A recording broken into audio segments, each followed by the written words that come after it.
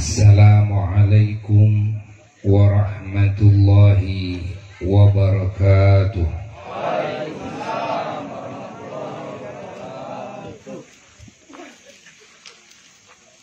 Bismillahirrahmanirrahim.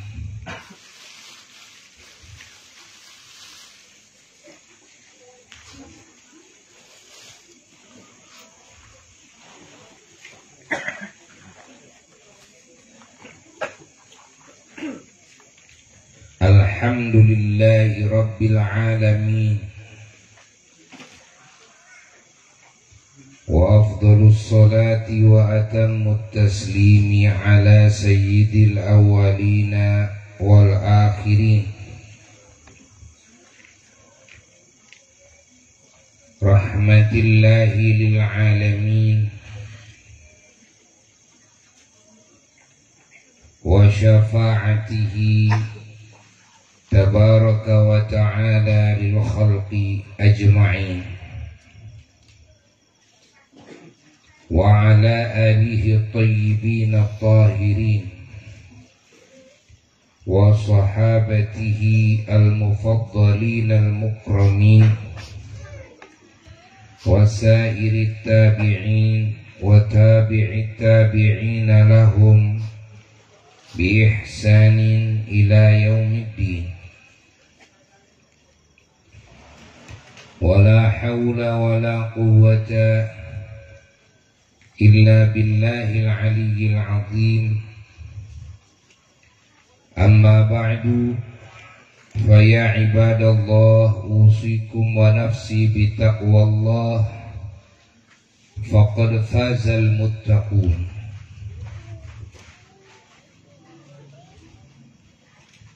Para jamaah sadayana anu kalintang dicintaina, anu kalintang dipikasonona,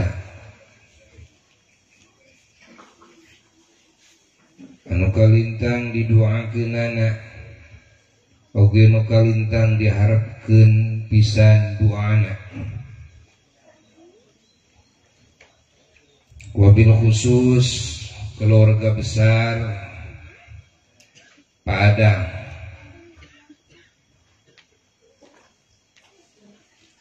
sebagai sahibul baik, sahibul acara anu mulia,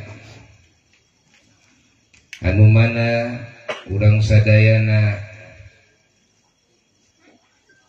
tiasa hadir dina ieu gempang anu mulia,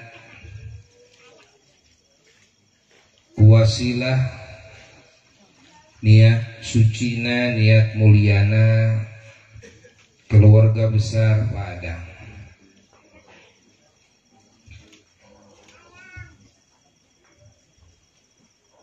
Sehingga urang sadayana tiasa ngiring jabung tumalapung, urang sadayana tiasa ngagabungkeun paniatan-paniatan urang sadayana anu marulia karena Allah, karena paniatan-paniatanana sohibul acara.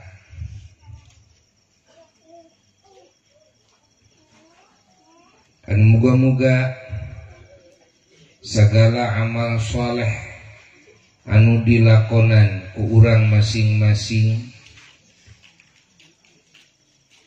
khususna ku sahibul acara, kalawan niat ngalaksanakeun perintah Allah, perintah junjunan alam Rasulullah sallallahu alaihi wasallam, perintahna para ulama-ulama Allah,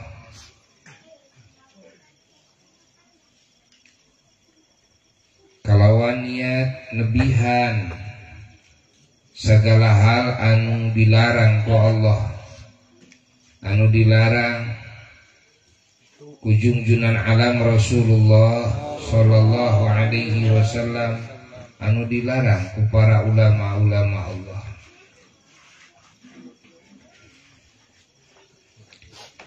Anu sadayana ikhlas karena Allah sejamilari ridhana Allah,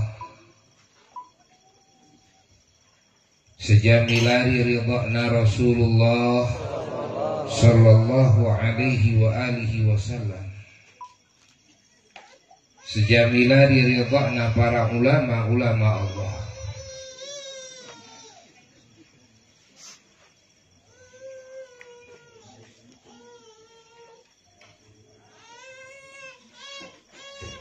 Malah ieu perintah Allah teh ai di kalangan jalma-jalma nu iman ka Allah mah, jalma-jalma nu tumut ka Allah mah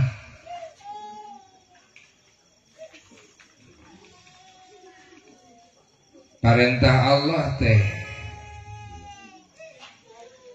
ngancik dina atina, ngancik dina lisana.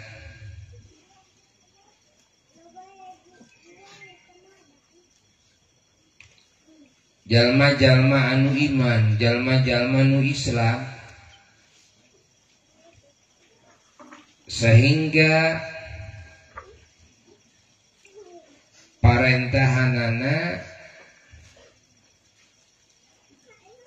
boh kanu jadi bojona, boh kanu jadi putra putuna, boh kanu jadi muridna, boh kanu jadi rahayatna,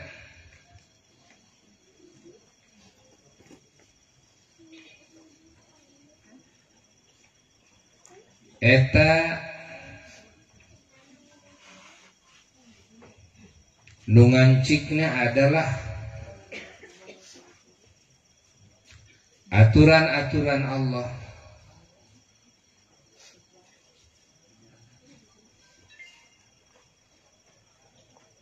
Parentahna parentah Allah,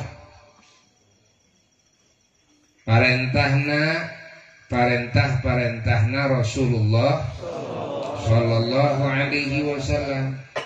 Laranganana adalah larangan Allah, laranganana adalah larangan Rasulullah sallallahu alaihi wa alihi wasallam. Walaupun variatif ngabahasakeunana,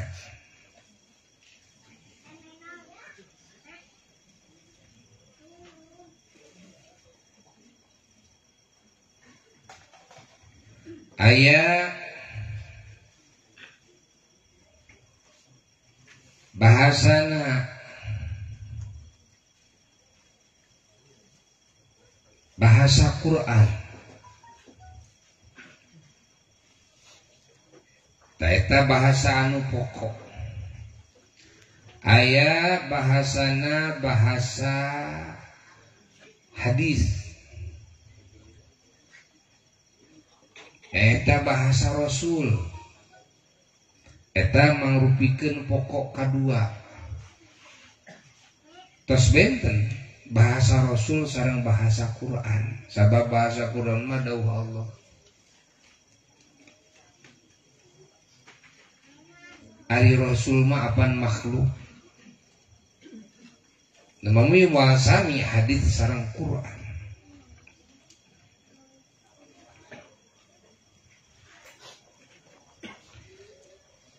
Terus dibahasakeun ku ulama kalawan bahasa ulama.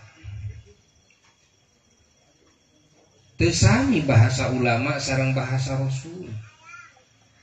Bahasa ulama ieu ngajabar luaskeun deui, memperjelas deui bahasa Allah, bahasa Rasul. Dalamun keur jalma anu umum mah nu awam moal ngarti mun dibere bahasa pangeran jeung bahasa Rasul. keur umumna jelema mah kapaksa kudu di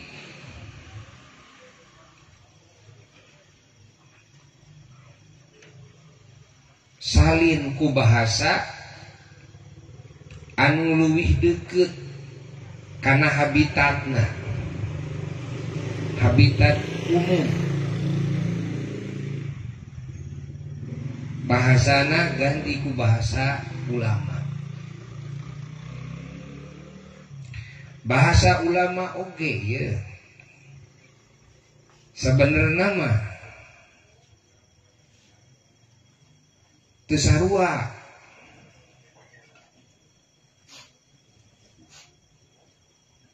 Aya bahasa ulama teh bahasa Arab. Tuh kan?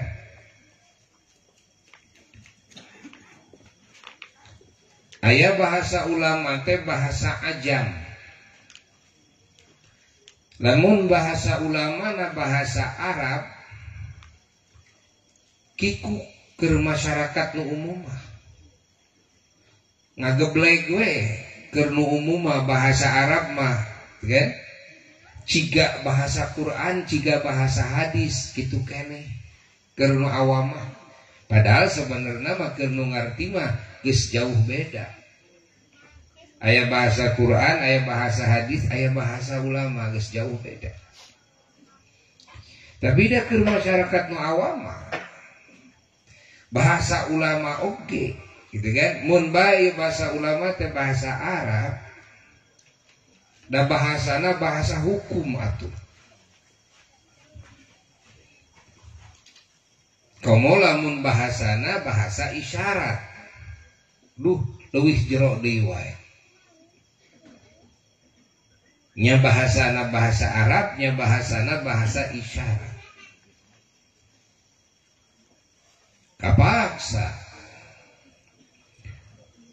kudu ditarjamahkeun deui ku bahasa daerahna masing-masing. Saha nu kudu ngabahasakeunana, nu kudu narjamahkeunana ulama deui. Moal bisa nyalin bahasa ulama nu ngabahasakeunana ulama teh ku bahasa Arab tuluy rek diterapkeun ka urang Ajam, tegasna urang Ajam teh nu luar Arab seperti urang Indonesia, urang Sunda gitu kan. Kapaksa kudu disalin deui ku bahasa ulama urang Indonesia, ku bahasa ulama urang Sunda. Da moal ngartieun urang Sunda dibere bahasa ulama urang Arab bahasa Arab. Si horeng deui keur umumna masyarakat mah ieu dibere bahasa ulama najan ku bahasana bahasa lemurna bahasa daerahna keukeuh masih susah keneh we.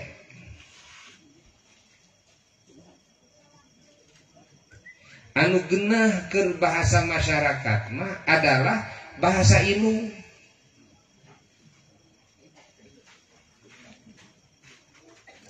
Anu bakal kaserap gancang ku manusia di daerahna masing-masing nyaeta bahasa saha? Bahasa Inung.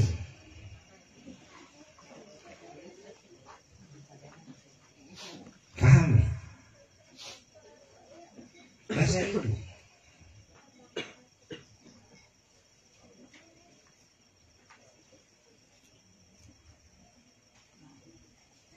Eta nu pangkahartina bahasa Inung.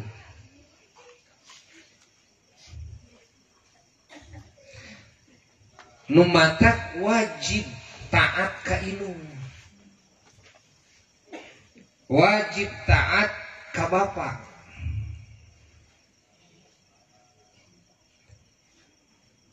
Paham ya? Sabab kerja ma anu mukmin mah anu muslim mah inung bapa teh dina parentahanana jeung dina laranganana eta kaancikan ku bahasa ulama, kaancikan ku bahasa Rasul, kaancikan ku bahasa Quran. Parentah indung bapa adalah parentahna ulama, adalah parentahna nabi, adalah parentahna pangeran. Laranganana indung bapa adalah laranganana ulama, laranganana nabi, laranganana pangeran.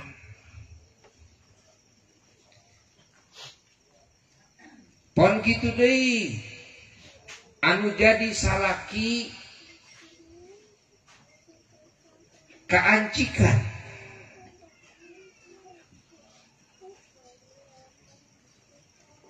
ku bahasa ulama, kaancikan ku bahasa nabi, kaancikan ku bahasa Quran.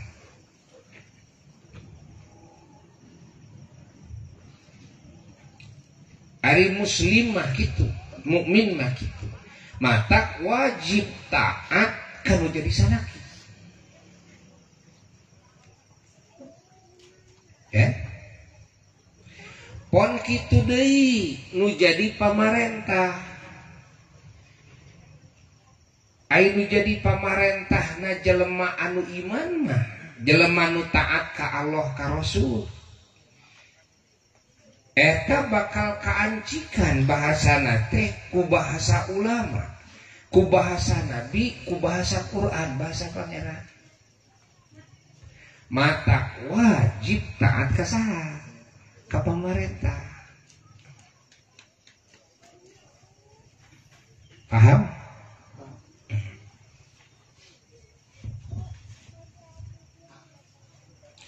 Ngan salian ti Allah jeung Rasul, kan? Kali deui salian ti Allah jeung Rasul sok kaancikan ku awah gingsir.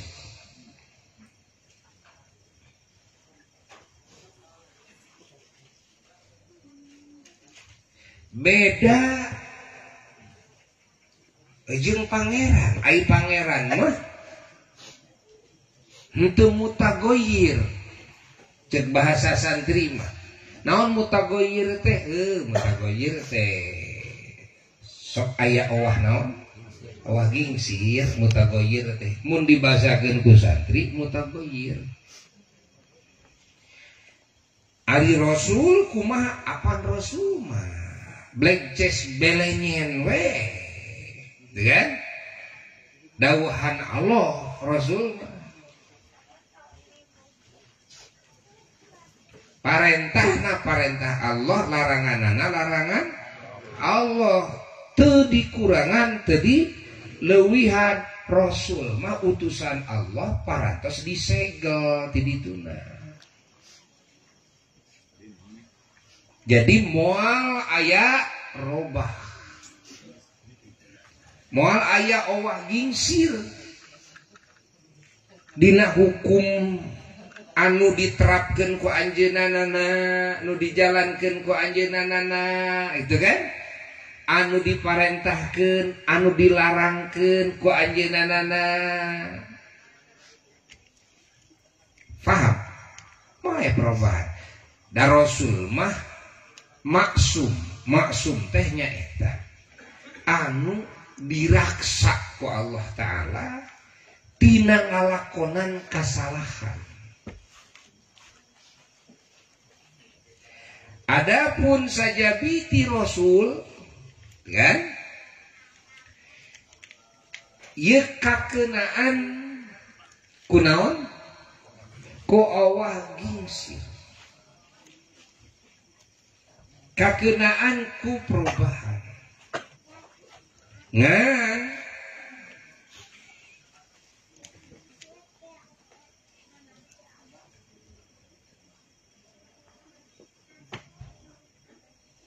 kelas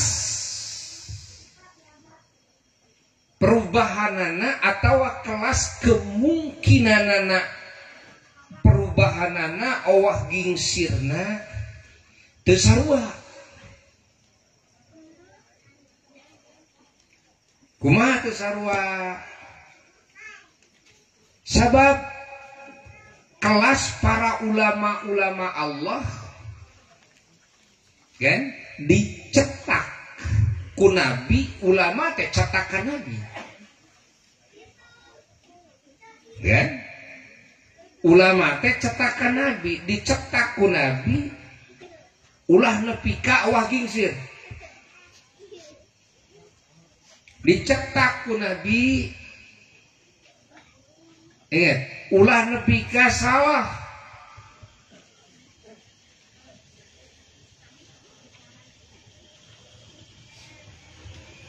Paham ya?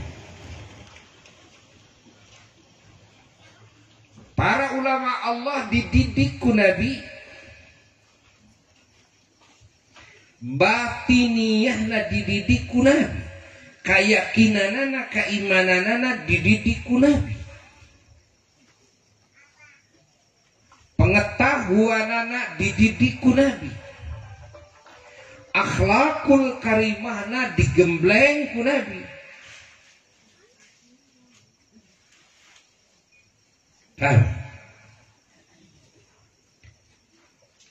Amal solehna prilakuna kan digembleng ku nabi, ucapan-ucapanana digembleng ku nabi. Saha para ulama anu pangpayuna pangawalna nyaeta para sahabat.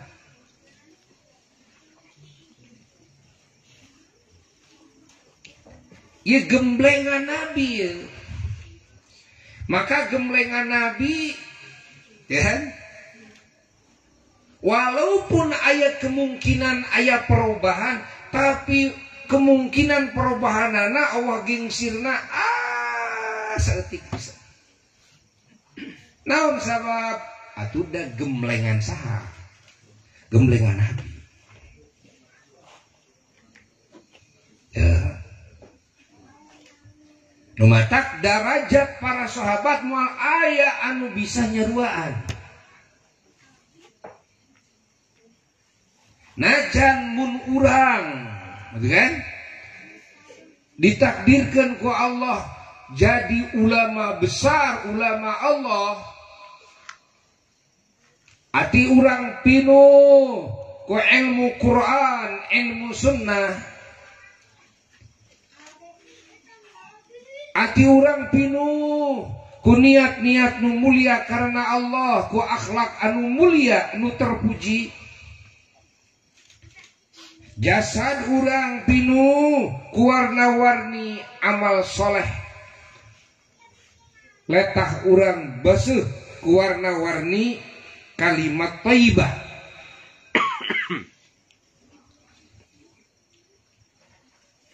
Tuluy urang ditakdirkan jadi wali Allah.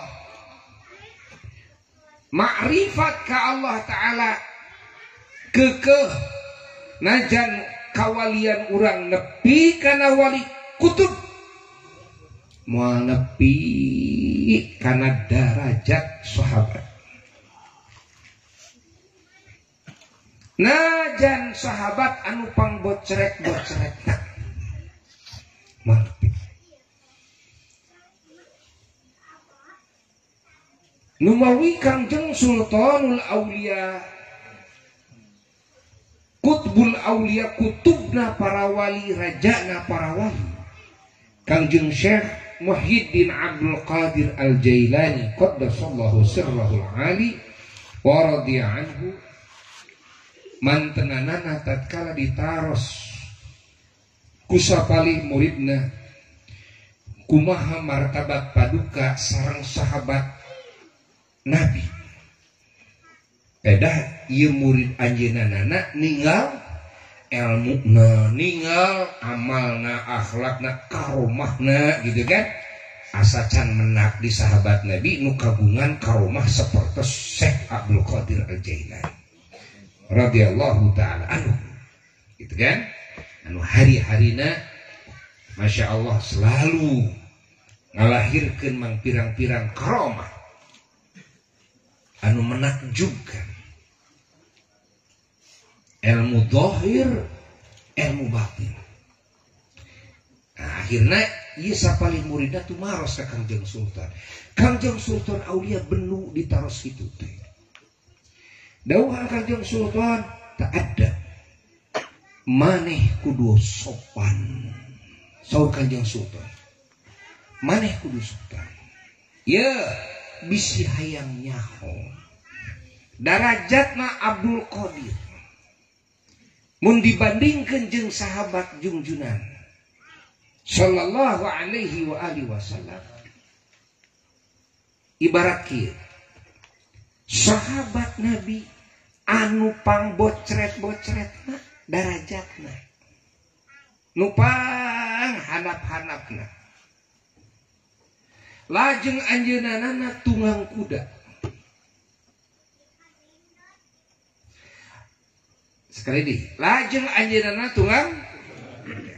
Eta kuda aya lehoan.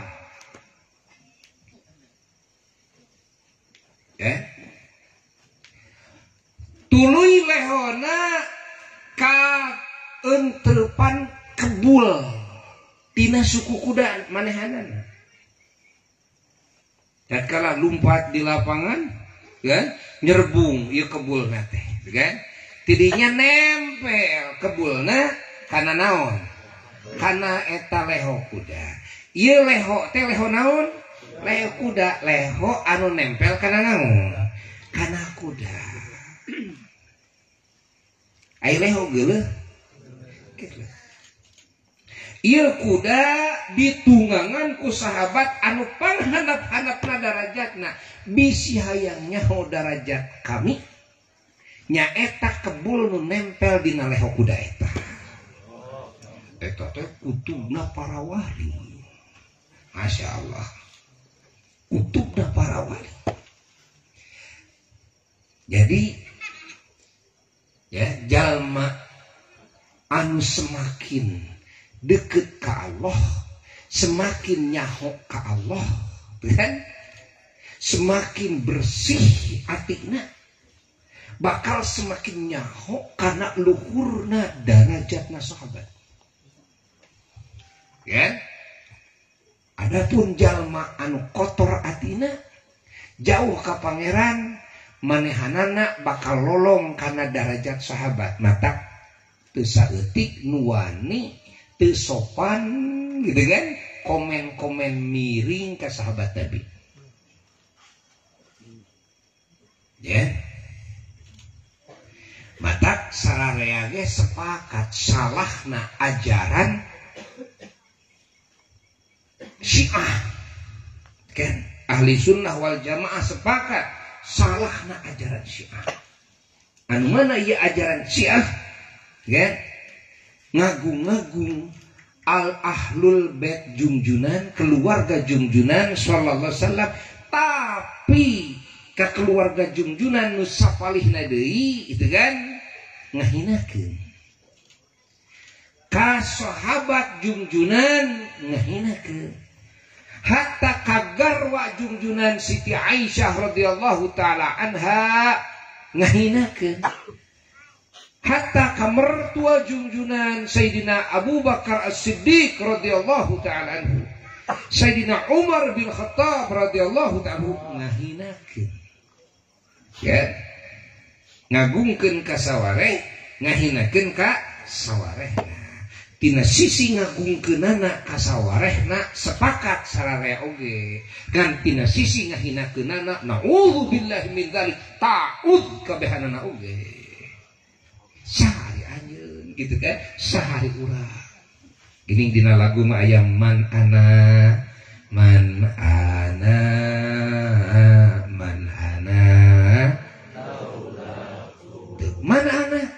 saha atuh ari abdi teh saha kitu di bahasana.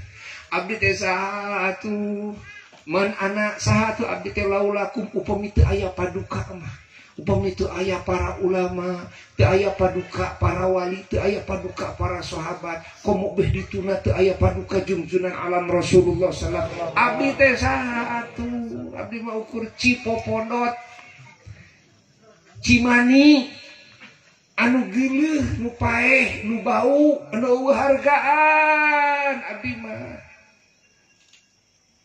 ingat siga ayeuna jadi anu para katang-tang para keteng-teng pada cai mani kumaha ujungna caritana ujungna jadi bangke. Abdi mah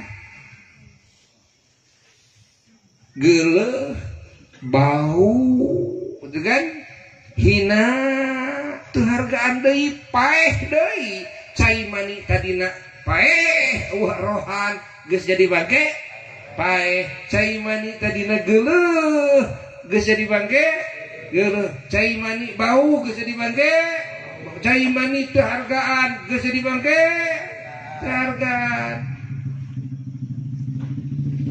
Man anak saatu-atu abdi teh saha tuh aiman anak teh laguna jalma ucapan jalma anu ngutarakeun kan rasa rumasa anu mendalam.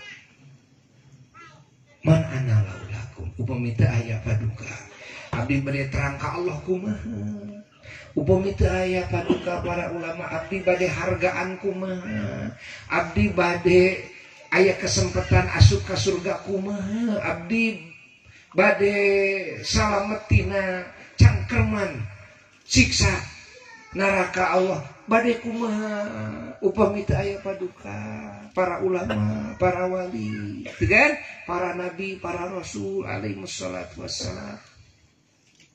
Kahartos henteu?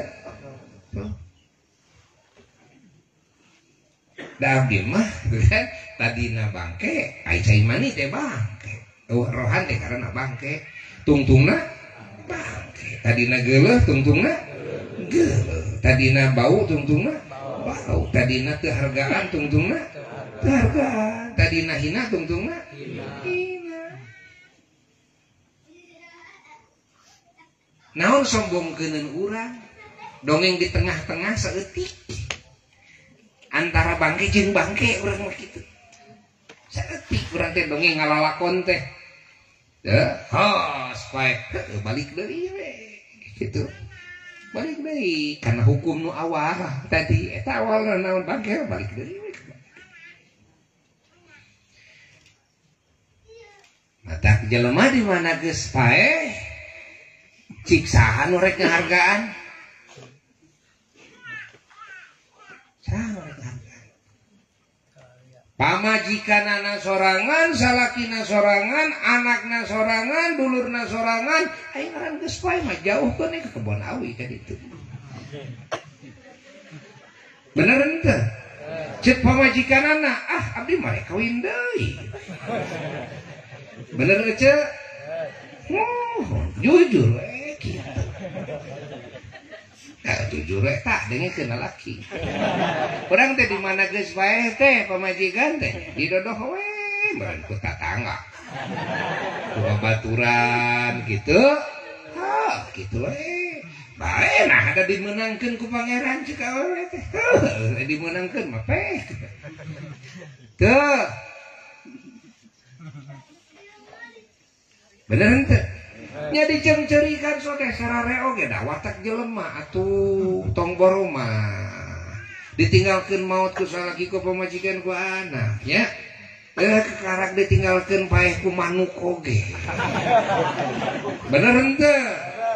Memehan lewe wajar we tapi da moal lila dongeng laweh teh moal.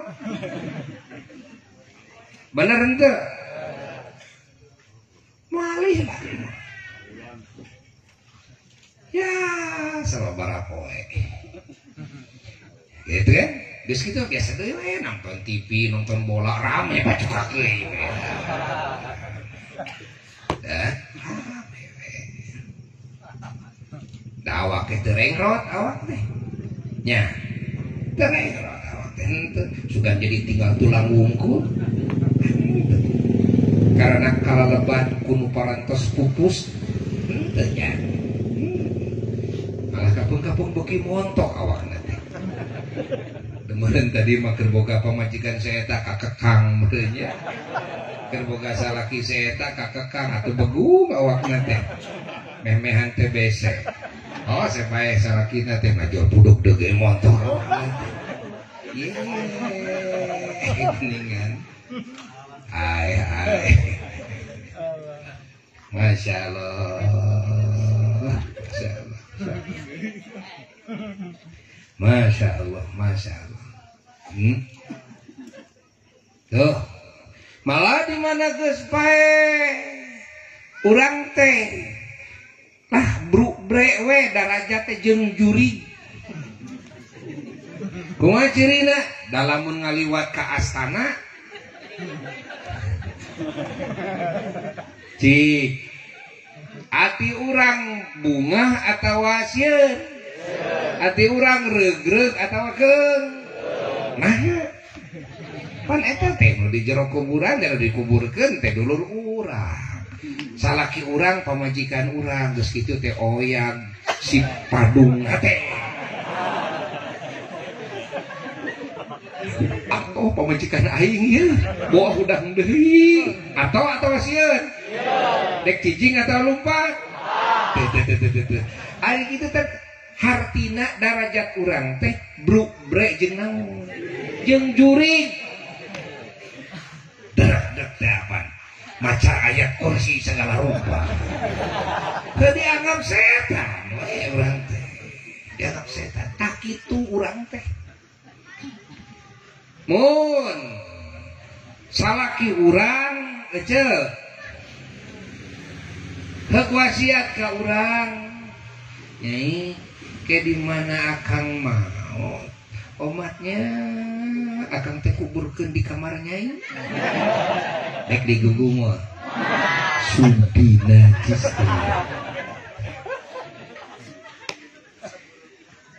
kan cing akang dek nanya ayeuna nu disebut urang dedeuh kan aduh geget bogoh ka pamajikan dek nanya mun pamajikan maot wasiat maneh mau teh akang lamun mamah maot kuburkeun di kamar akang dek digugum wah hampura mal digugu nyai moal hampura harus yang ngejungjurikan ke akang ini aduh tuh danger di naon ngaranna teh di papatahan ku para ulama tong kitu ieu sikap ka mayit teh tong kitu da ari mayit mah lain jurig lain jelema mah lain setan lain jelema mah jelema we nah make sieun maraneh ku mayit make sieun maraneh ku kuburan pan eta teh jelema da anger watakna teh sieun we bener henteu tuh matak saha nu sono ka kuburan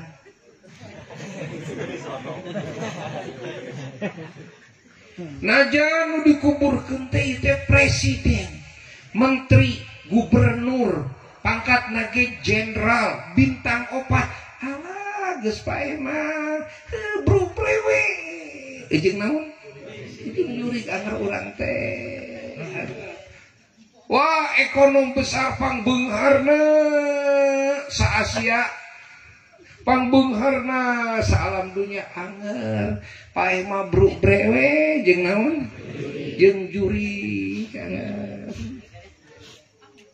pek tingali mana nu sono kana kuburanna mana nu sono ka mayitna nu sono ciri naon eta teh ciri urang mah eueuhan hargaan. Balik deui hukumna teh karena hukum asal. Tadina cai mani bangke jadi bangke deui, bau jadi bau deui, geuleuh jadi geuleuh deui. Paeh jadi paeh deui, teu hargaan jadi teu hargaan deui. Tuh beda sareng para nabi. Beda sareng para ulama. Kan para wali-wali Allah beda eta mah jang beda. Nah, beda kumaha? Da urang teh sono atuh ka para ulama mah. Najan geus maot oge, nah jadi betah di kuburanana teh. Jadi sono mun urang ngimpen tepang sareng ulama, sareng wali atau mun sering ngimpena atau eta pribados bunga aya sababaraha poe kaliwat. Tuh kakarak deui meureun geus heubeul tara ngimpi penak sareng pun bapak dina hiji ngimpi teh penak sareng Abu Yahya almarhum di Darussul penak sareng ajeunana di hiji kamar pribados salat digedengan kasur ajeunana lajeng linggih areret ka pribados teh salam pribados sasalaman sareng ajeunana lajeng naros ka Abu Ya teh Abu Ya damang suranyeuna teh damang lajeng harita keneh dina impenan eta tepang sareng apa ngaos kitab sareng apa koreja teh menipu kan lamun nepi ka gokna kieu keluar ti alam kuburna gok kieu jeung ulama jeung wali atoh walah atoh pisan hayang gok kieu mun jeung rasul kumaha komo pisan sareng rasul mah tuh nya bedana teh nepi ka nabung ngumpul-ngumpul duit keur naon keur jarah ka pamijahan hayang jarah ka para wali sanga gitu kan hayang jarah ka Cirebon hayang mending ngumpul-ngumpul duit sono ka mayit sono Masya Allah kan heuh ka mayit pada sarua we itu bangke sarua urang ge bangke sarua kan beda hukumna beda martabatna beda nilaina beda. Tuh nu diagungkeun ku Allah mah kitu nu diagungkeun ku Allah mah matak cenah lamun urang hayang aya hargaan urang teh kudu nempel kanu aya hargaan ya lamun urang jelas-jelas eueuh hargaan tuluy malah hayang jauh tinu hargaan dek di mana aya hargaan ya beuki nyeuceuh we gitu kan pika geuleuheun pika sebeleunana teh bauna teh beuki nyeuceuh we kan saha anu haya hargaan teh para nabi para rasul terutama junjunan alam Rasulullah sing deukeut atuh ka rasul sing rajin kainya ngagungkeun rasul muludan rajaban sholawat maca barjanji gitu maca dongeng keagungan gitu kan kehidupan mantenanana perjuangan mantenanana gitu kan sunnah junjunan akhlak junjunan ku urang tiru tuturkeun ku urang walaupun teu mungkin urang bisa niru 100%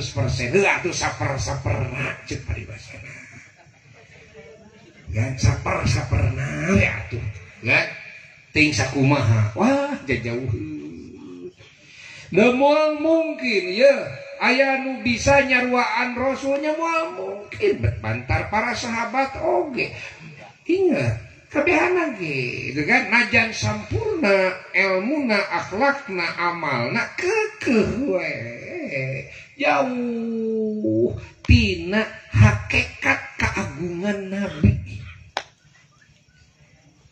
jauh tina hakikat keagungan akhlak nabi amal nabi sallallahu alaihi wasallam. Nah jantos jadi wali kutub ya. Nu mata urang diparentah ku Allah teh nyaeta nuturkeun kan ittiba. Naon ittiba teh? Ittiba teh nuturkeun. Milu nuturkeun. Milu lain diparentah kudu nyaruaan. Mangihan suka dina ayat Quran, dina hadis urang teh diparentah kudu nyaruaan Rasul. Moal manggih. Nu diparentahkeun ku Allah mah urang teh kudu naon cenah? Nuturkeun ittiba ka saha? Ka Rasul. Ai nuturkeun mah ieu kapeung-kapeung, bedana ge ribuan kilometer. Dek ka mana maneh? Bade ka Makkah gitu. Kan? Ya. Jeung saha abdi teh nuturkeun kan pun bapa pun biang ngan pun bapa pun biang mah kloter awal bedana sabaraha poe eta bedana ge aya sabulan kan geus kitu tuluy urang ka Mekah nuturkeun urang ka ilung bapa urang nuturkeun bedana sabulan. Tuh aing nuturkeun keun bae asal nuturkeun we najan jauh berbeda oge. Da moal mungkin bisa nyaruaan mah. Teu kan? Moal mungkin. Oh, urang hayang nyaruaan Rasul, gitu kan? Mustahil itu. Mustahil. Allah. Saha deui anu hargaan teh? Para ulama nu hargaan teh. Maka urang sadayana sing deket ka para ulama kudu nemplekeun maneh kajenting jadi senal capitna ulama. Duh bagja mun jadi senal capit ulama. Presiden dina musim hujan sumping ka urang. Ya? Atuh geger kabeh gubernur turun, kapolda turun. Ya? Oh, bupati sibuk. Sadayana sibuk. Persiapan itu, persiapan ieu salemehna oge. Ai lungsur teh tina mobil presiden teh ngaosna capit. Ya. Dilingihkeunana di imah urang dilingihkeunana. Jadi agung imah urang. Wah, jadi carita, jadi sejarah. Presiden RI kantos ngalingihan bumi Padang. Ya kan? Bener jadi sejarah meureun. Anak incu kabeh wah geger asup TV, asup koran, asup majalah. Ya? Adi bek teh barang presiden bade lebat ka bumi ngaosna capit teh dituna eta sena capit teh di luar. Si kira-kirana saur Padang, teu kan? Bade wantun miwarang presiden ngalaan senalna malah kan kumaha ku urang ya kumaha sikap urang ka ajeuna ya cek urang teh aduh bapak anggo pakai saja ke dalam atau imah hayang katitihku senal capit presiden senal capit ya. Da presiden teh jami mulia deui, ya kan? Kumargi kotor yang musim hujan simpen di luar sana capit teh keukeuh anjeunna teh. Begitu disimpen ngajajar jeung sapatu urang aya di luar. Sapatu Pak RT, sapatu Pak RW aya aralus. Hargana ge aya kana jutaanana eta sapatu Pak RW jeung Pak RT teh. Didinya nyelat ayah sendal capit presiden. Hargana ge 10.000 sendal capit teh. Ngan sendal capit Bapak Presiden. Kira-kira nu jadi pusat perhatian sararea itu kan para banser, polisi gitu kan, tentara, sapatu, Pak RT Pak RW nu ngaderet ya atawa sendal capit presiden. Tuh. Ya, senal capit lagi hargaannya. Naon sababna? Sabab ayat hubungan disebutna cek bahasa Arab mah ilaqah. Kan? Ayat ilaqah. Ilaqah teh aya hubungan batiniyah. Kan? Aya hubungan. Ieu kagungan presiden, ieu kagungan anu, ieu kagungan lain. Aya hubungan, kan? Aya ilaqah. Nah, ngan ieu ilaqahna jeung nu agung gitu kan? Maka sakur perkara anu hina nu aya ilaqah jeung nu agung otomatis jadi agung. Sawangsulna aya nu gelo make sapatu alus. Lain musim hujan. Teu musim hujan, kedepuruk nu gelo teh. Kan? Erek asup ka bumina Padang. Kan? Kira-kira ku Padang dibukakeun panto disambut atawa diusir? Diusir mentah-mentah. Kan? Diusir. Padahal teu kotor sapatuna ge diusapan heula manehna teh rek asup ka imah keukeuh maksa.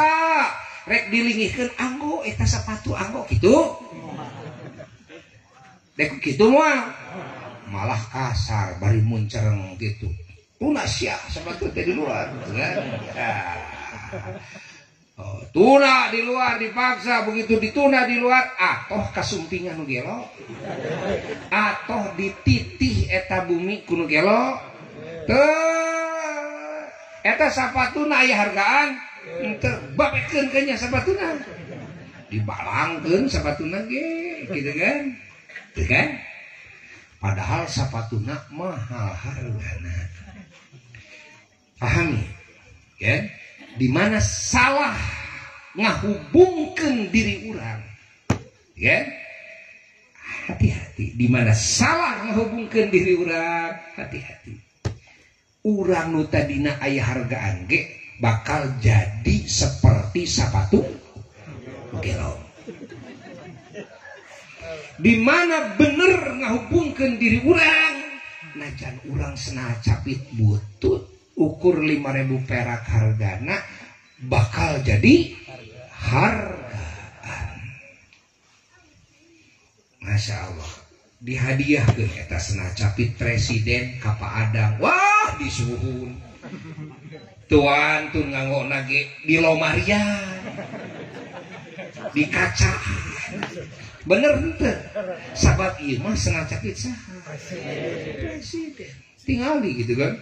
Oh, senal capit presiden. Eta aya kopiah Bapak Soekarno. Wah, nepi ka kan? Miliaran hargana oge. Gitu kan?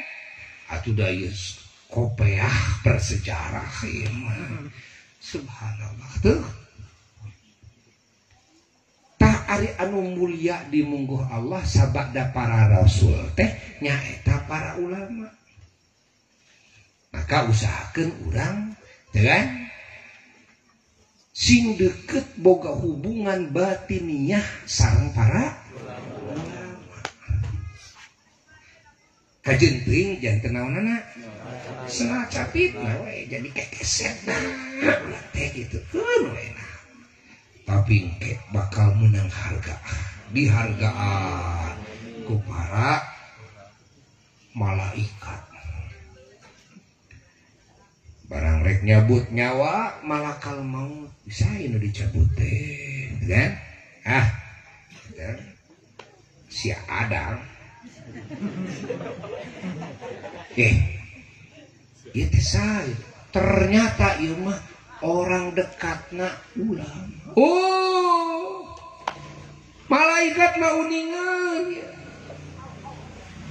Orang dekat saha yuk malaikat uningan. Sabab dina kan pandangan Allah mah ingat nu agung teh ieu ingat adalah para nabina para rasulna. Lajeng nu agung teh ieu para ulama-ulama. Nu agung teh ieu para wali-walina. Nu agung teh ieu para solihin jalma-jalma nu soleh. tak nu agung di muka Allah. Nu diagung teh ieu para syuhada. Ngan para solihin jeung para syuhada eta di bawah derajat ulama.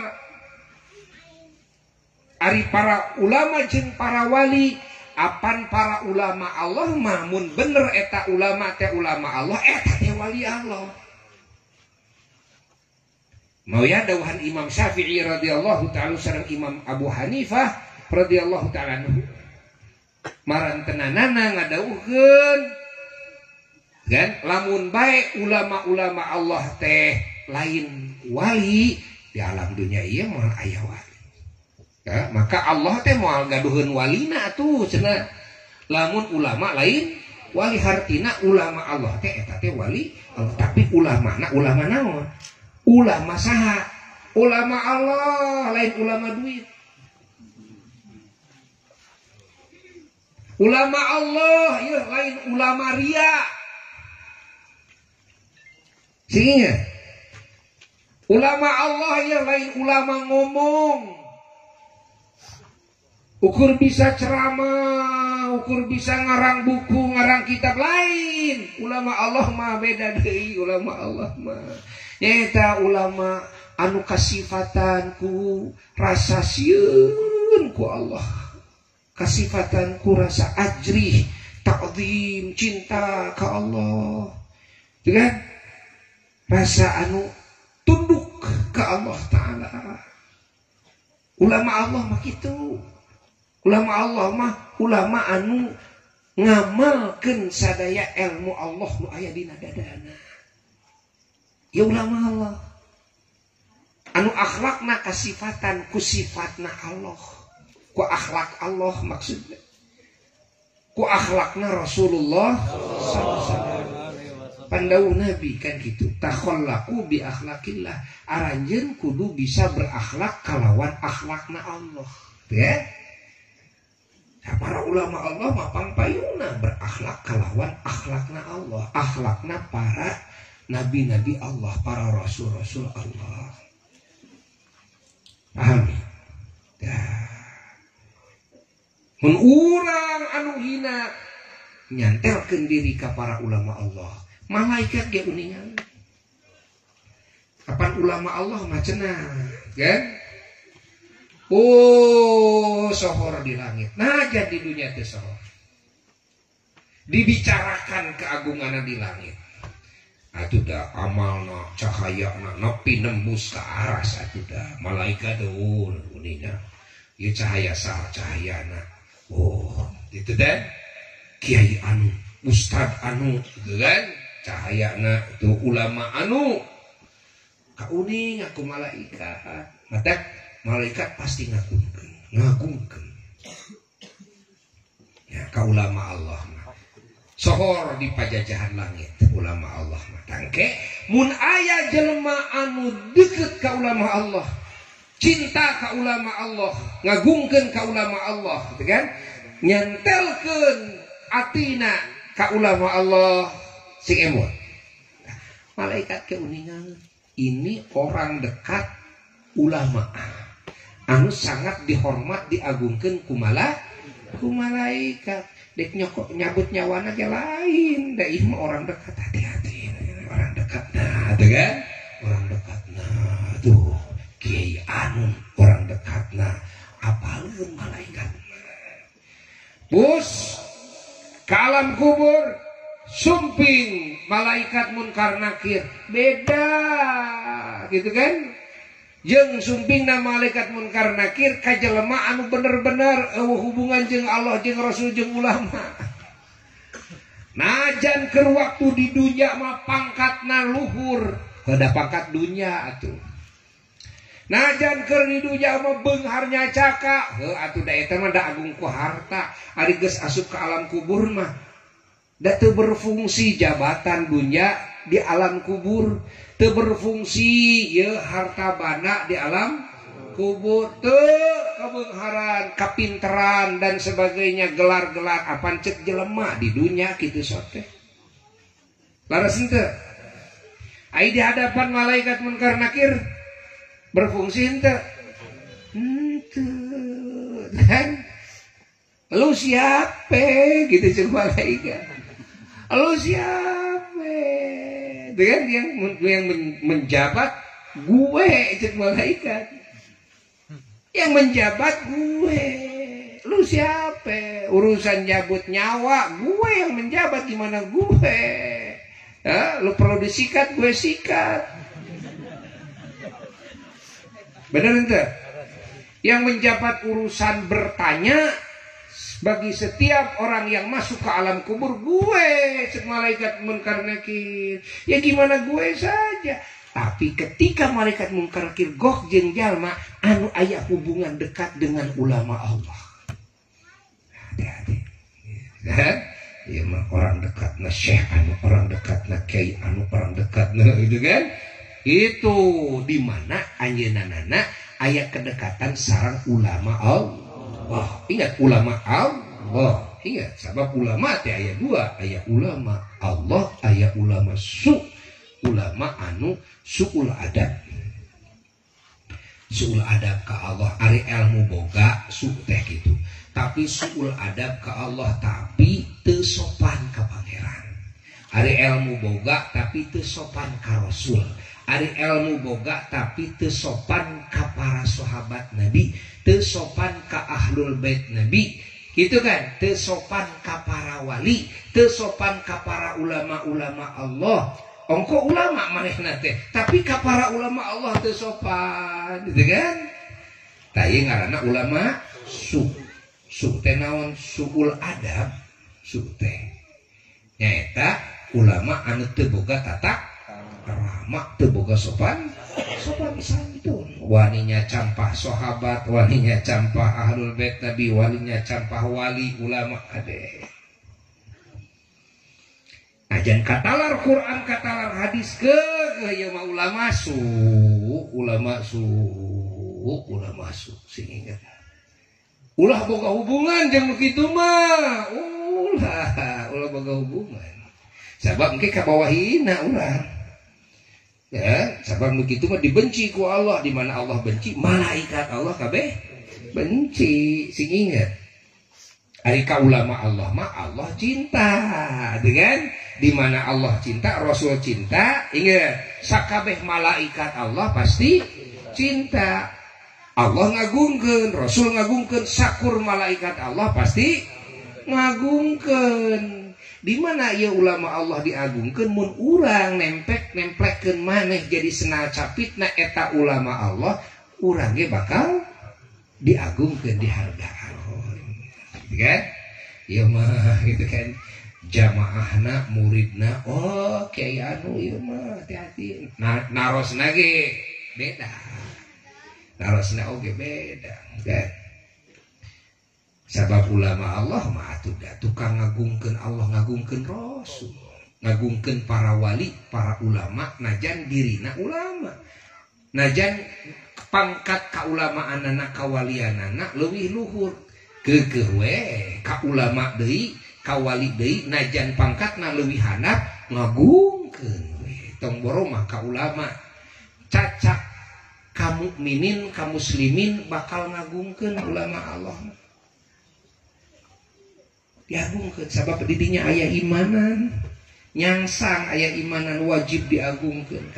Kajen teuing lain kiai, kajen teuing lain santri, aya imanan mah tuh ulama Allah mah kitu. Pahami ke urang? Eces? Jelas henteu? Oh. Allah.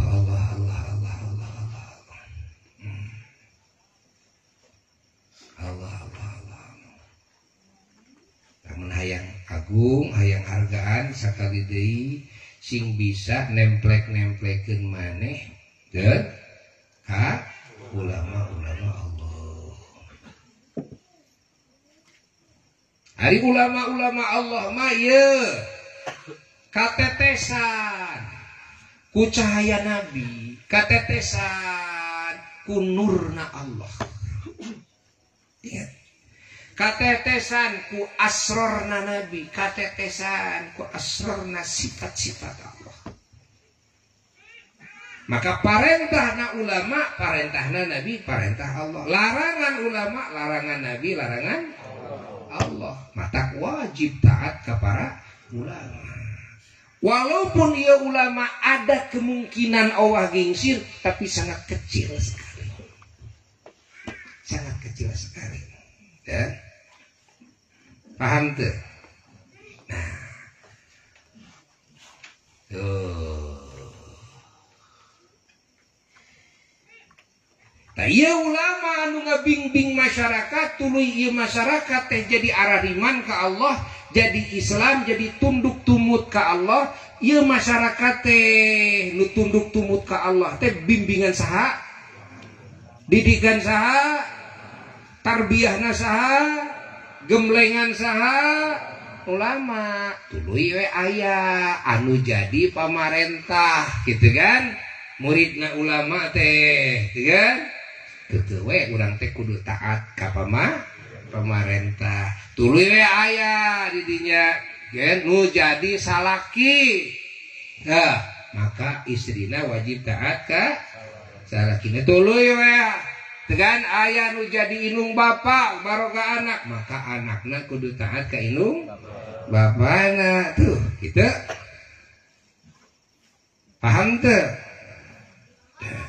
Ngan lamun ternyata parentahan jeung laranganana ieu inung bapak, parentahan jeung laranganana ieu salaki, parentahan jeung laranganana ieu pamarentah, sulaya jeung ridona pangeran, patukang tonggong jeung aturanana Allah jeung Rasul, maka ulah ditaati. Najan eta teh salaki, najan eta teh inung bapak, najan eta teh pamarentah. Kartos henteu? Kartos. Soteh wajib taat lamun kaancikan teta, kaancikan. Ya? Sehingga kaancikan eta. Parentahna parentah pangeran, laranganana larangan pangeran. Teuh, kan? Taati. Najan ku bahasa manehanana. Bahasa inung, bahasa salaki, bahasa pamarentah gitu. Taati. Najan lain bahasa Quran oge. Da jero-jeroanana mah eta teh bahasa Quran disayangnya. Bahasa indung, bahasa bapak, bahasa salaki teh, bahasa pamarentah teh bahasa Quran. Ngan dibahasakeunana ku bahasana gitu. Paham teu? Paham? Nah lamun ieu indung bapak, lamun ieu salaki, lamun ieu pamarentah teh ternyata bahasana teh patukang tongong, jeung bahasa pangeran, bahasa Rasul, ya? Boh dina parentahanana, boh dina laranganana, eta mah tong ditaati. Walaupun urang kudu tetep hade ka inung bapak, kudu tetep hade kan jadi salaki, kudu tetep hade ka pamarentah. Mun aya bahasana anu patukang tongong, tong dilakonan we. Ceuk salaki urang teh dan ka urang nyi dan lah tong salat lah ya, tong salat gak capek-capek. Ceuk salaki ya, tong digugu hade mah hade we ka salaki ngantong salat we. Tong puasa itulah ayeuna masa poe dina bulan Ramadan teh tong dikudu kan? Paham teu? Tapi urang kudu tetep hade itu. Kartos henteu? Kartos umpamana ya bapak kepala desa, tuluy kepala desa teh ngadamel aturan, cek kepala desa teh kayaknya marabok Inu marak asal lah kurang tina 5% we alkohol. Gugun tong. Tong digugu walaupun tetap kudu hade. Ya. Beces henteu. Jelas henteu. Tah gitu.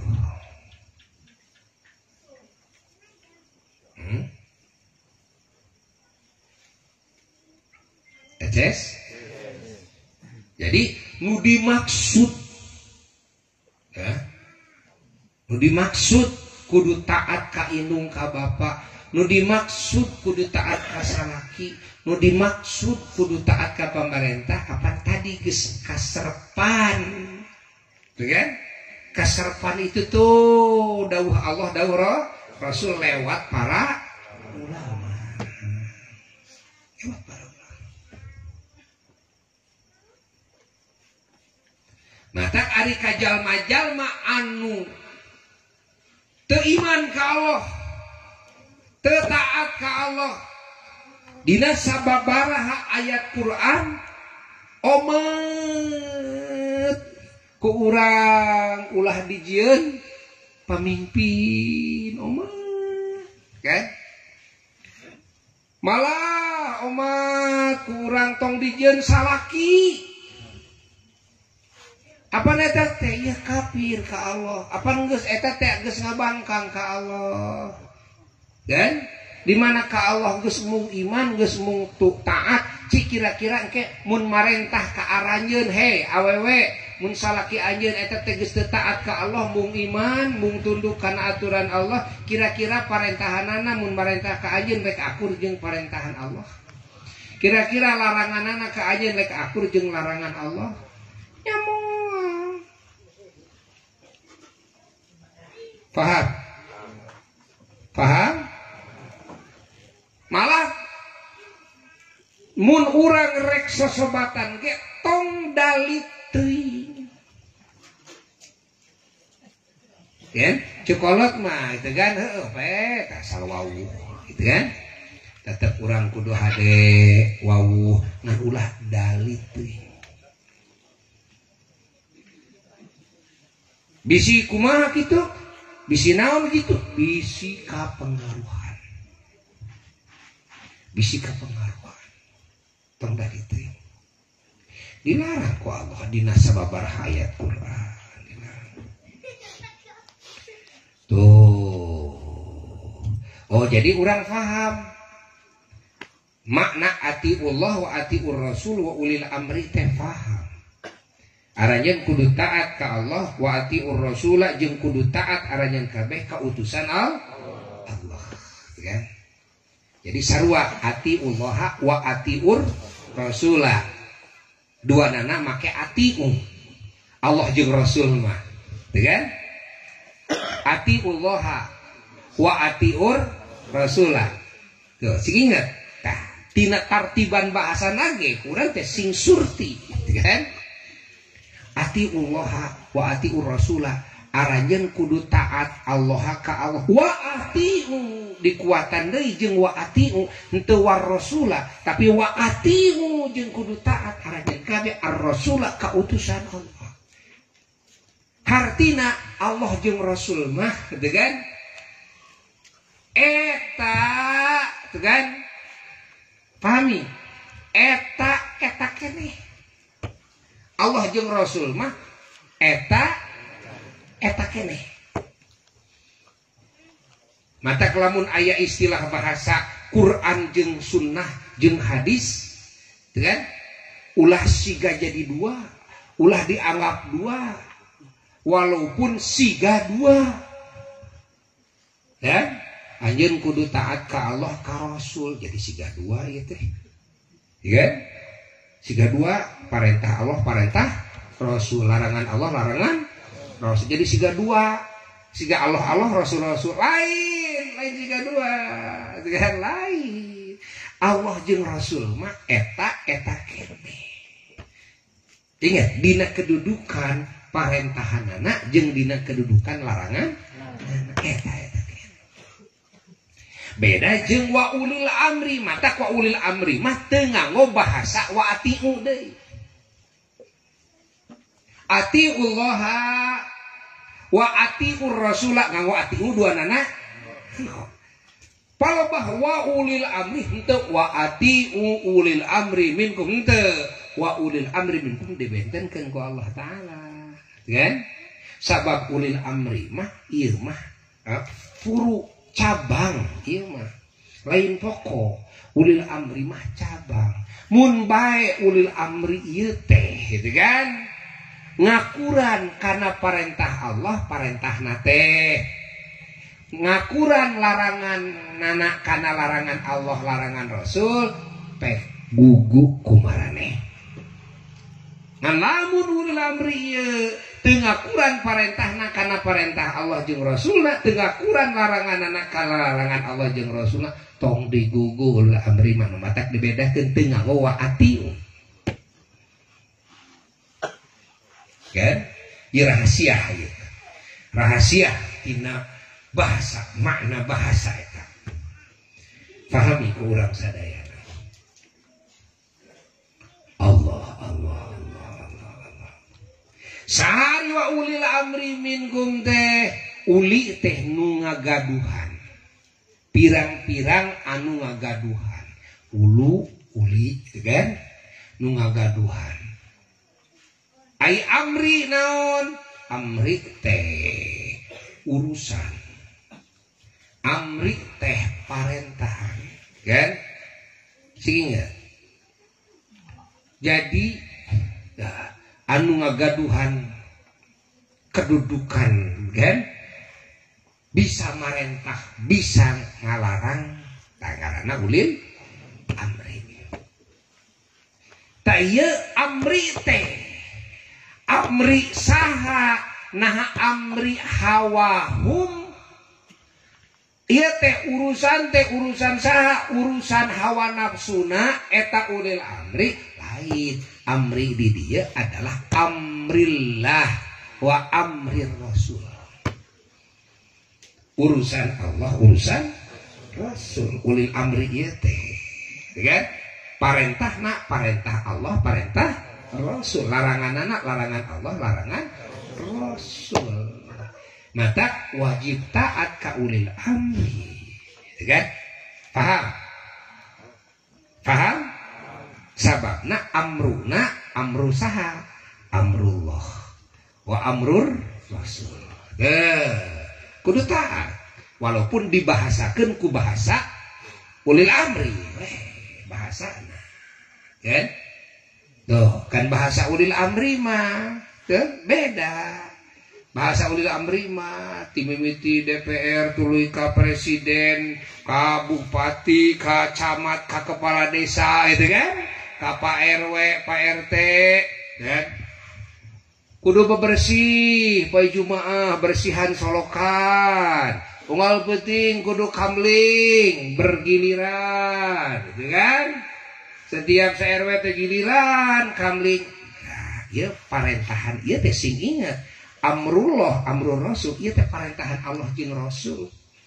Ngajaga keamanan sasama, keamanan muslimin, gitu kan? Jiwa raga na harta banda na itu kan ingat ia diperintahkan ku Allah ingat diperintahkan ku Allah ngajaga keamanan ngawangun keamanan kebersihan diperintah ku Allah diperintah ku Allah ngan dibahasakan ku bahasa ulil amri mah jadi sis kamri. Tapi bahasa pangeran sebenarnya mah. Kan? Jadi naon deui? Jadi jumsih. Jumat bersih. Teu bahasa saha eta mah? Bahasa ulil amri eta mah. Kan? Jelas itu. Saya ulil amri teh aya 2 ulil amri teh. Kan? Aya anu secara khusus pokok anu ngagaduhan amru. Itu kan yakni ngagaduhan jabatan kan bisa memerintah bisa ngalarang anu ieu amruna adalah amrullah wa amrul rasul nyaeta para ulama. Ulil amri teh kan nu kadua saha ulil amri teh. Ulil amri teh nu kadua adalah pamarentah kan pahami ke urang saha cenah pamarentah ulil amri teh ya ingat anu ngaluluskeun amrullah wa amrul rasul wa amrul ulama. Perintah Allah, perintah Rasul, perintahna para ulama. Kudu kitu ulah kieu teh kitu. Anu mana pamarentah mah, kan? Amruna ge urusanana perintahna teh ieu teh demi kemaslahatan umum. Lain demi pribadina. Demi kemaslahatan umum. Fahami? Ya pemerintah mah demi kemaslahatan umum. Geus kitu cenah ulil amri teh saha? Ulil amri teh geus kitu adalah indung bapak. Saha cenah? Indung bapak ke ulil amri ya. Mata wajib taat oge. Saha deui cenah kahandapna ulil amri teh nyaeta salaki. Salaki teh ulil amri kudu taat ieu ka salaki da ulil amri. Paham teu? Ya. Adak jole aya bahasa kolot. Urang wajib turut tumut gitu kan ka guru ratu wong atuh karo guru ratu wong atuh karo sari guru eta para ulama tuh anu secara khusus ngabidangi amrullah teh ulil amri teh amrillah war rasul. Ari ratu sahanya eta pamarentah kan seingat sabada ulama terus pamarentah ieu pamarentah ngaluluskeun kan amrullah amrul rasul amrul ulama demi kamaslahatan umum ieu kudu leuwih diheulakeun tibatan wong atua karo indung bapa kakarak wong atua karo sabab ari wong atua karo mah indung bapa mah urusanana hanya urusan anak. Ari pamarentah mah urusanana urusan sakabeh rakyat. Kartos di mana bentrok urusan kemaslahatan umum jeung kemaslahatan pribadi atau kemaslahatan keluarga, maka yang harus didahulukan kemaslahatan umum. Eces henteu.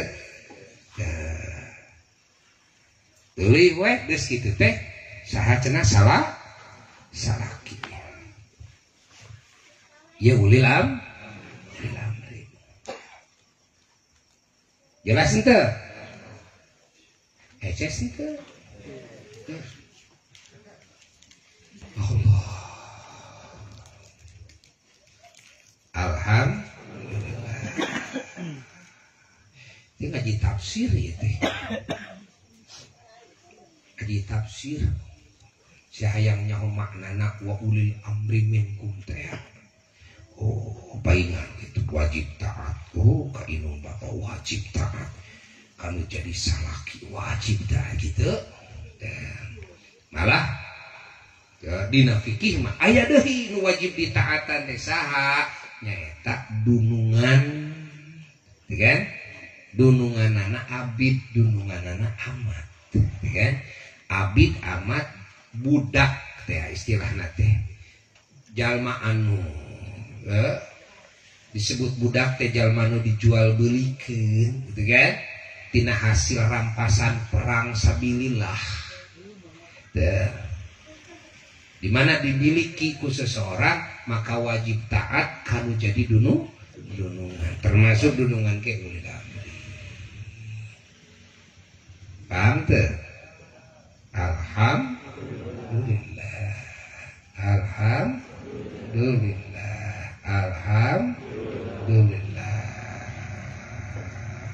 Masya Allah. Ya keur nyaritakeun tadi teh urang teh kudu nemplekeun maneh ka nu harga. Alhamdulillah. Bagja mun urang jadi senal capitna para ulama. Bagja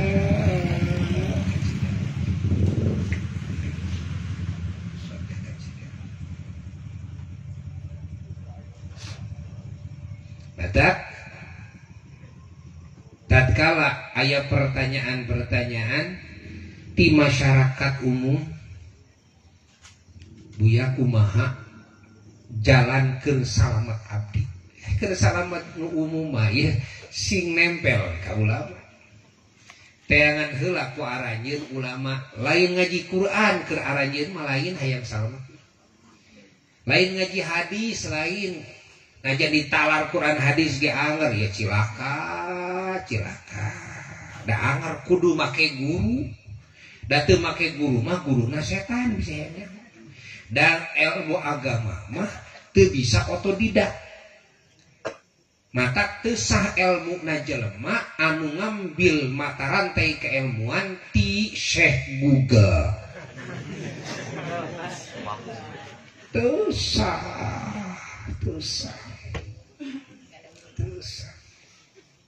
ti Ustad Yahoo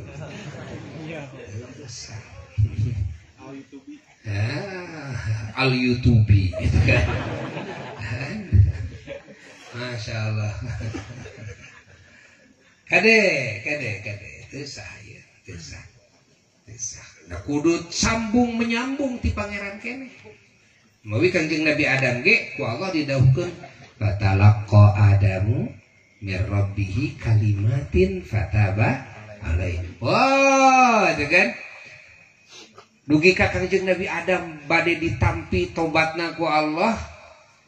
Doana ge kudu puguh sanadna. Lain kengeng nyalira Nabi Adam sanes. Doana teh dugi ka ku Allah dipasihan pangapunten teh sanes fataba alaihi teh tapi hasil talaqo. Naon talaqo teh langsung nampi ijazah ti pangeran. Allah nu ngaijazahanana kana manah Kanjeng Nabi Adam alaihi salatu wasallam. Jadi kudu langsung ti pangeran. Gitu kan? Urang kumaha moal bisa urang mah sabab teu wawujeun pangeran. Moal bisa. Kudu kumaha tuh? Urang mah kudu ti Rasul pangeran urang. Air Rasul mah pan gaduh link khusus akses khusus hubungan sareng pangeran teh ngaranna ge utusanana atuh dah ya wahyu teh ari urang mah teu boga wahyu nganajan usahakeun we ngaranna jadi Mang Wahyu teu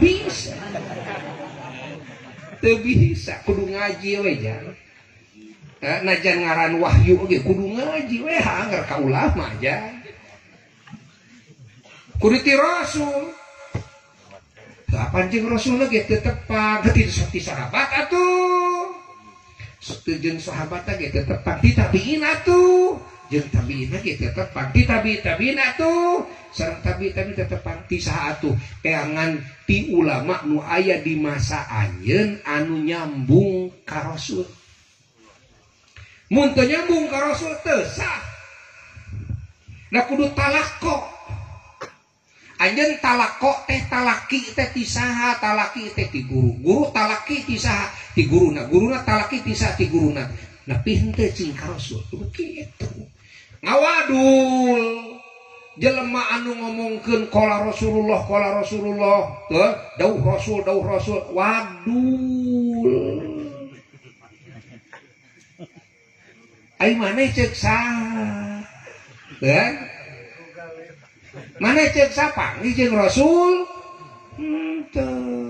Dan nu bener mah lain kitu, nu bener mah sega ahli hadis mah lamun dek nyarioskeun hadis teh apan bahasana teh kieu ambaani geus masihan hadis ka kaula syaihi guru kaula anu qala anjeunna ngadawuhkeun akhbaroni qala ambaani qala atau qala akhbari qala haddatsani qala haddatsani terus nepi ka rawi nupang awalna sahabat Nabi akarak gitu kan haddatsani Rasulullah sallallahu alaihi wasallam qala Rasulullah sallallahu alaihi wasallam bener cek sahabat mah teu nyebat qala Rasulullah teh da nguping ti saha ti Rasul langsung ai urang mah kumaha ngawaduh urang mah qala Rasulullah teh lumatak adab-adabanana para ulama nu araradabnya para ulama nu araradab subhanallah walaupun katalar Quran katalar hadis ingat adab-adaban para ulama dadauhna teh ke qala syaikhuna parantos ngadawuh guru kami dauhan guru saur sepuh bener tadi ya bener keneh saur guru tibatan saur rasul ai saur rasul mah keur urang jadi kumaha cenah jadi gawaduh ai saur guru mah bener hartos henteu jelas henteu meunang urang ngabahasakeun qala Rasulullah pidawuh ngaparantos ngadawuh Rasulullah sallallahu alaihi wasallam qala Allah taala parantos ngadawuh Allah taala menang ngan eta bahasa ke bahasa majaz lain bahasa hakiki sabab lamun bahasa eta dimaksudkeun bahasa hakiki jadi kumaha cenah ngawaduh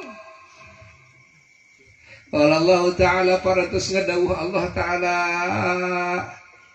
sebenarnya mah da lain langsung ti Allah kitu mun dibahasakeun mah ieu teh kalau hotel abdi nampi ti guru abdi kitu guru abdi nampi ti guru nampi ti rasul nampi ti Allah ti malaikat Jibril heula ti malaikat Jibril nampi ti Allah kieu cenah dawuhan Allah teh kitu ngan dibuang eta dibuang eta itu kan rawi-rawina teh dibuang sadayana gitu kan nah ulah katipu kupedah dibuang sanad-sanadna ulah jol urang teh jol asa ti pangeran langsung asa ti rasul langsung tuluy asa jadi sahabat urang teh palingan si lain mah waninya campah ka ulama sejen ka wali sejen dan meureun asa jadi sahabat si lain asa jadi rasul qala Allah taala asa jadi rasul kan apa sih ya malaikat Jibril oge di mana bade masihan wahyu ka junjunan teh ya malaikat Jibril di mana bade nyumpingkeun dawuh ti Allah teh qala Allah taala dawuhan Allah taala Tuhan tun ampun paralun dibahasakeun ku anjeunna Tuhan eces jadi kenge ngabahasakeun qala Rasulullah tapi sing ingat eta teh naon majaz ngan ulah katipu ku majaz tong katipu ku majaz gitu kan dan majaz mah lain hakikat lain hakikat kade majaz ulah dimaksud hakikat ada ojek inung urang gitu kan bapak urang cing eta piceun teh eta sareng karuntah teh piceun eta asbak teh gitu kan dipiceun jeung asbak sareng karuntah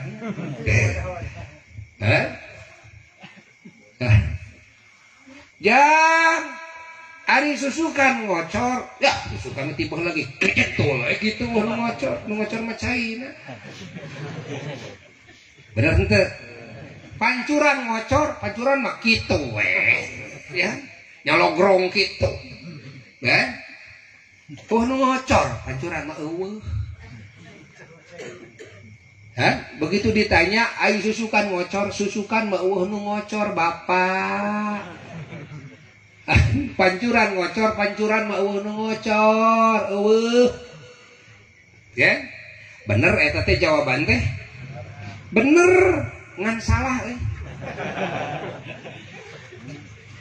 aya salah tapi bener kan aya bener tapi salah aya salah tapi bener kumai salah tapi bener jang aya susukan ngocor ayeuna mah kan pancuran ngocor padahal mah nak nu nanyakeun teh nu ngocor teh naonana lain bahasana ieu mah pancuranana nu ditanyakeun ngocor teh susukanana nu ditanyakeun ngocor teh ya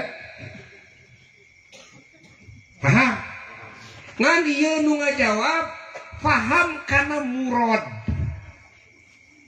naon murad teh anu dimaksud kuno ngomong ku eta omonganana ieu nu ngajawab gitu kan a'lamu bi muradihi nyaho kana muradna eta nu ngomong muradil qail bi qaulihi ku ucapanana eta nu ngomong kan karena sudah padahal maksudna ge ieu teh nanyakeun ge lain susukan sabenerna mah najan nu nanyana ngucapkeunana secara lahir dohir lapadna tertuju kana naon kana susukan jeung kana pancuranana nu ngocor teh da lain eta mata dijawab teh ku muradna kan kumaha jawabanana ngocor sebenarnya mah ieu teh teu sinkron jawaban jeung pertanyaan lamun nilik kana naon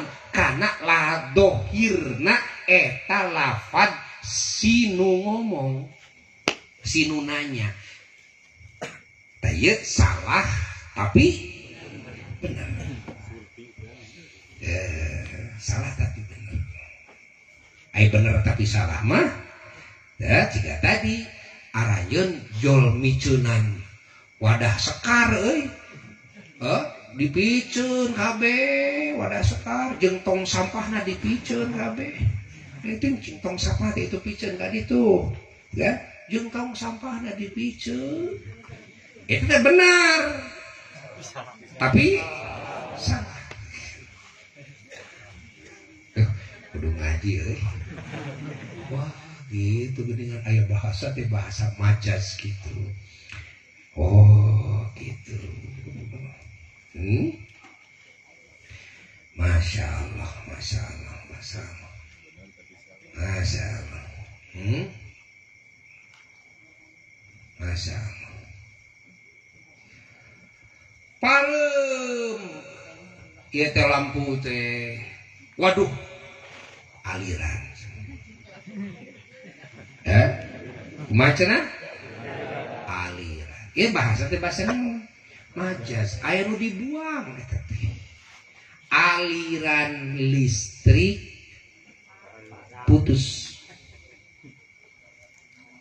aliran listrik putus kan jadi listrikna jeung putusna dibuang bahasana aliran terus saya cekap segitu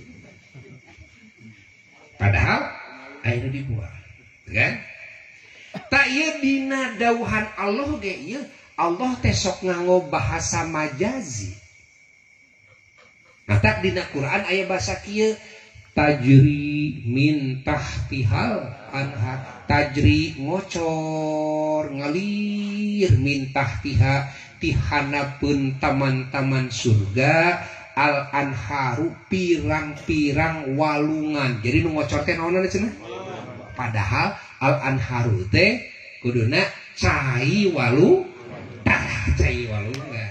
gitu dianggo ku pangeran oge nu matak yeuh mun urang rek ngaji dengan bahasa Quran bahasa hadis kusabab henteu kabeh hakiki aya majazian kudu ngaji ilmu bayan teh ilmu anu khusus kan ngungkap kana murad kan ngungkap kana naon murad naon nu dimaksud ku omonganna ieu nu ngomong gade sabab terkadang beda lafaz secara dohir sareng muradna kan paham teu kudu ngaji eta ieu mah kababayan we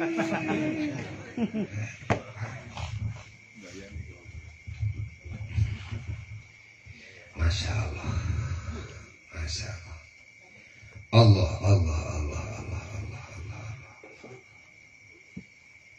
Allah Allah Allah Allah Allah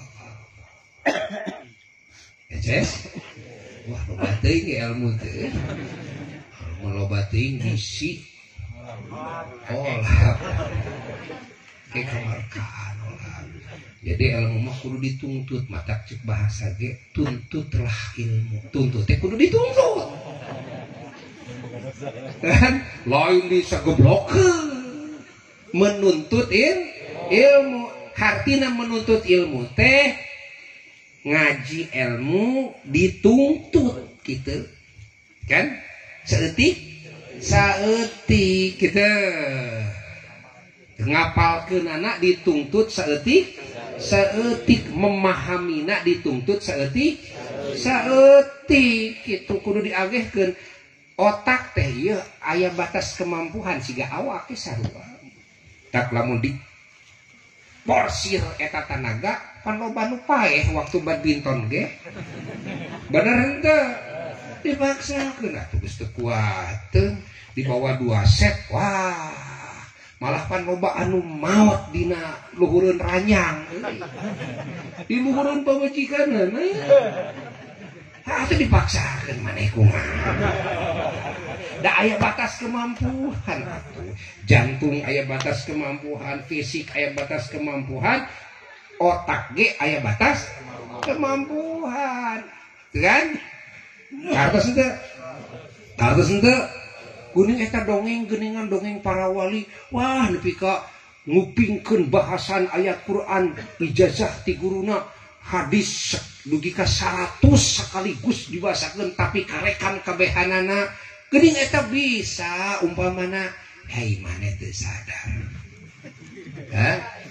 tinggali we HP aya HP jadul ya kan bener teu aya HP RAM-na ukur sagiga aya RAM-na anu 8 giga nu 12 giga kan gitu kan itu sarua atuh atuh HP sagiga dieusian gitu kan wah foto aya kana 1000-na ngebleng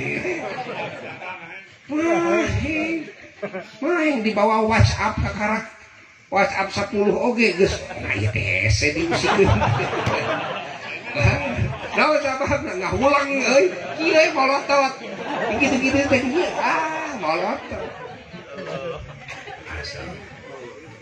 kan nah urang ieu otak urang ati urang RAM-na sabaraha ya kan mun komputer mah naon ieu teh kan aya anu 7 geuna 7 naon teh Pentium gitu kan yo Pentium masih keneh hiji maneh mah gitu kan aya di usian program-program anu walah gitu kan bakal molotot paeh lagi paeh molotot kieu we teu bisa usik-usik ya teu bisa usik-usik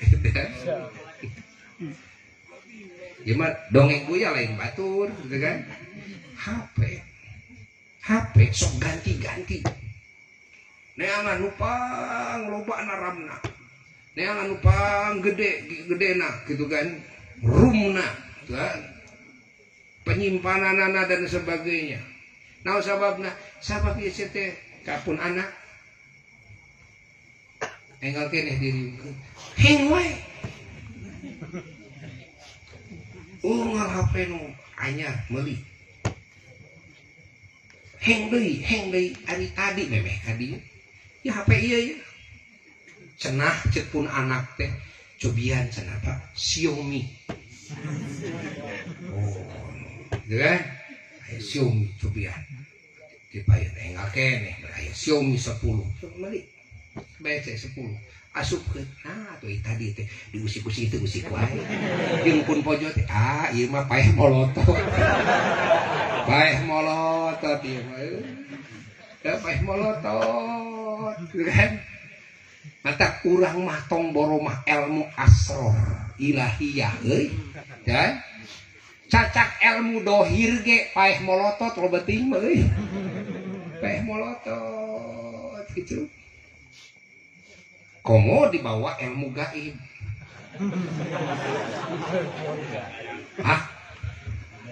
eta mah daramna ge kudu geus Masya Allah eces Masya Allah ya dia di nararaga tasakur bini mahna Bapak Adam sareng pala putra putuna ya atas kamafum kadu putu cenah dua di sepidan ya nyaeta Jang Azka Nugraha putrana Jang Irfan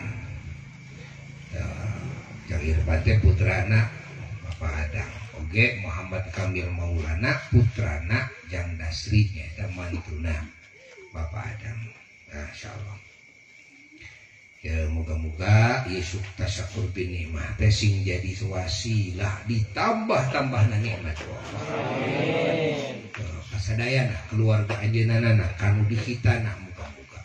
Oge urang ge kitu marium teh ya niat urang ge tasakur bin nikmah. Syukuran kanan ka Allah atas nikmat Allah, nikmat hirup.